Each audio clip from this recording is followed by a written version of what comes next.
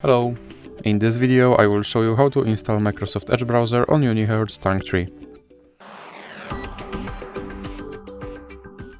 So you have to start with opening your Google Play Store, then click on search bar and type in Edge and click search. And now you can click install.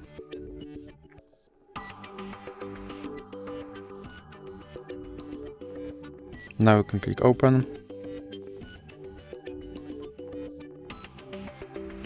And here you can set this browser as your default browser, or you can click not now. Here you can customize your homepage, or you can click not now. Now you can sign in to sync your data, or you can click not now. Now you can confirm your data and privacy settings. And now your Microsoft Edge is installed and is ready to use. So that's it for this video. If you liked it, please remember to leave like and subscribe.